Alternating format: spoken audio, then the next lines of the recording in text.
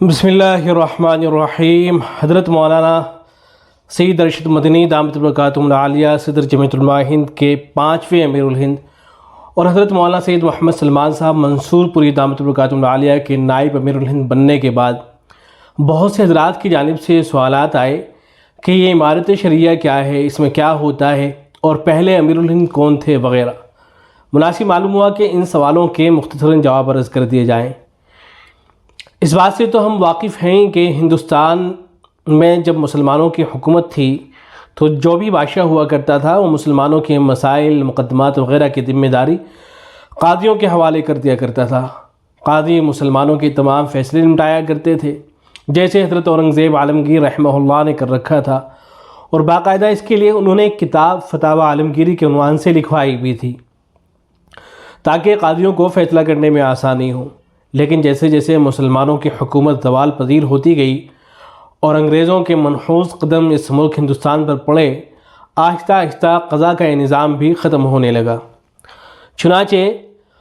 اس وقت کے جماعت علماء کے سربراہ حضرت مولانا شاہ عبدالعزیز محدث دہلوی رحمہ اللہ نے امارت کے قیام اور امیر کے انتخاب کا فتویٰ دیا اور فرمایا کہ مسلمانوں کو چاہیے کہ ایک امانت دار متدین شخص کو اپنا امیر منتخب کر لیں کہ اس کی موجودگی و اجازت سے جمعہ و عیدین کا قیام، سرپرست سے محروم نابالغ بچوں کے نکاح کا انتظام، یتیموں کے مال کی حفاظت اور متنازع ترکوں کے حصے شرعی کے مطابق تقسیم کی جائے، بغیر اس کے کہ ملکی امور میں مداخلت کی جائے۔ اس فتوے کو عملی جامہ پہنانے کا بیڑا حضرت سید احمد شہید بریلوی رحمہ اللہ اور حضرت سید اسماعیل شہید دہلوی رحمہ اللہ کی جماعت نے اٹھایا، اور 1 شعبان سن 1244 ہجری بروز جمعہ ہزاروں علماء کے اجتماع میں نظام شرعی کا قیام عمل میں آیا، اور حضرت سید احمد شہید بریلوی رحمہ اللہ کے ہاتھ پر اقامت شریعت کے لیے بیعت کی گئی۔ پھر سن 1857 کے انقلاب کے موقع پر حجت الاسلام حضرت مولانا محمد قاسم نانوتوی رحمہ اللہ، فقیہ الامت حضرت مولانا رشید احمد گنگوہی رحمہ اللہ وغیرہ حضرات اکابر نے قطب عالم حاجی امداد اللہ مہاجر مکی رحمہ اللہ کو امام و امیر منتخب فرمایا۔ اس انقلاب کے بعد حالات ناسازگار ہو گئے، علماء دین بکثرت شہید کر دیے گئے، زبان و قلم پر مہریں لگا دی گئیں، پھر بھی ہمارے اکابر و اسلاف کے دل و دماغ اس تخیل سے کبھی غافل نہیں رہے، اور اس شرعی ضرورت کی تکمیل کے لیے ان کی کوششیں برابر جاری رہیں۔ اس کے بعد پھر یہ ہوا کہ حالات سازگار نہ ہونے کی وجہ سے امیر الہند کا انتخاب تو نہ ہو سکا، لیکن حضرت مولانا ابو الحسن محمد سجاد رحمہ اللہ نے صوبائی پیمانے پر نظام امارت قائم کرنے کا منصوبہ بنایا اور صوبے بہار میں اس کی داغ بیل ڈالنے کی مہم شروع کر دی۔ چنانچہ 26 جون 1921 کو پٹنہ میں مولانا ابوالکلام آزاد رحمہ اللہ کی صدارت میں انتخاب امیر کا اجلاس ہوا، جس میں باتفاق شرکائے اجلاس حضرت مولانا شاہ بدر الدین رحمہ اللہ کو امیر شریعت اور حضرت مولانا ابو المحاسن محمد سجاد رحمہ اللہ کو نائب امیر شریعت منتخب کر لیا گیا۔ پھر ملک آزاد ہو گیا، اور آزاد ہندوستان میں مسلمانوں کو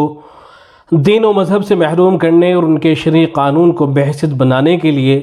یونیفارم سول کوڈ کے نام سے قانون سازی کی بار بار تحریکیں چلائی جانے لگیں، ان کے پرسنل لا پر حملے کیے جانے لگے، اور اس کے ساتھ ہی مسلمانوں کی عام اخلاقی، شرعی اور دینی حالت بد سے بدتر ہوتی چلی گئی۔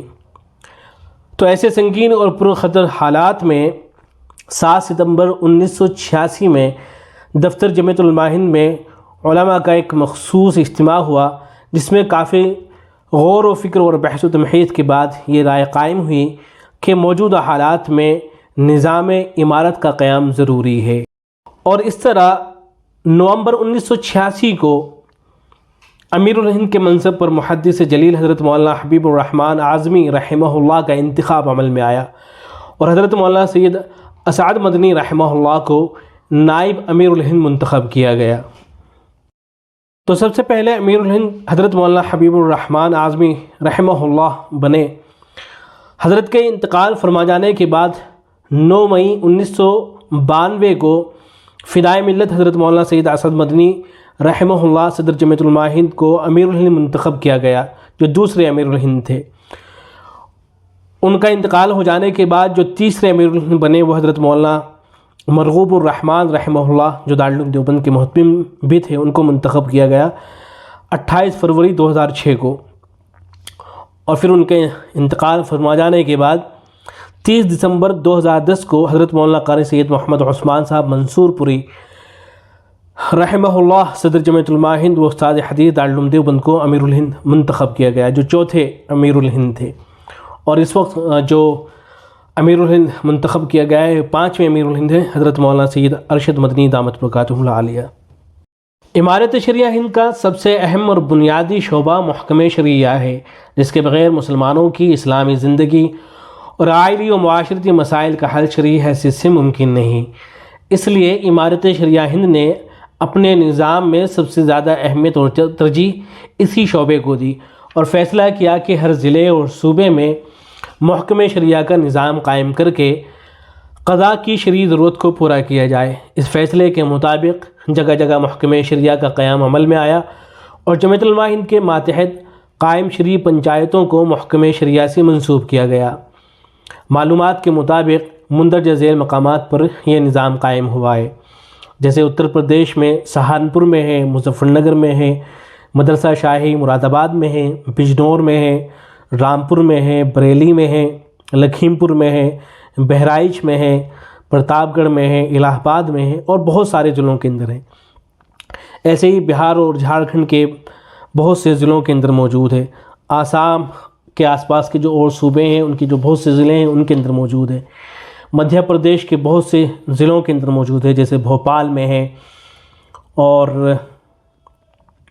شیوپوری میں ہے، ہوشنگ آباد میں ہے، مغربی بنگال کے بہت سے ضلعوں کے اندر موجود ہے، گجرات کے بہت سے ضلعوں کے اندر موجود ہے، جیسے ڈھابیل کے اندر ہے، راندیر میں ہے، گودھرا کے اندر ہے، مہاراشٹر کے بہت سے ضلعوں کے اندر موجود ہے، آندھرا پردیش کے بہت سے ضلعوں کے اندر موجود ہے، کرناٹک کا محکمہ شریعہ بنگلور میں ہے، ہریانہ کے بہت سے ضلعوں کے اندر موجود ہے، راجستھان کے بہت سے ضلعوں کے اندر موجود ہے، دہلی میں مختلف جگہوں کے اندر موجود ہے۔ اسی طریقے سے ایک شعبہ ہے بیت المال۔ امارت شریعہ ہند کے اس شعبے سے حسب گنجائش و آمد مدارس عربیہ کے طلباء کو تعلیمی وظائف، بیوگان و یتامہ کو وظائف، نیز مستحقین کو امداد و شادی کے نام سے وظیفہ دیا جاتا ہے۔ ایسے ہی ایک شعبہ ہے رؤیت ہلال۔ رمضان المبارک سن 1407 ہجری سے باقاعدہ ہر ماہ کی 29 تاریخ کو بعد نماز مغرب رؤیت ہلال کمیٹی کا اجلاس ہوتا ہے اور کمیٹی کے فیصلے کا اعلان پابندی سے اخبارات کو بھیجا جاتا ہے۔ ایسے ہی دارالافتاء کا شعبہ ہے۔ اس شعبے سے فتاویٰ جاری کیے جاتے ہیں اور شرعی مشکلات کو حل کیا جاتا ہے۔ اب تک سینکڑوں فتاویٰ جاری ہو چکے ہیں۔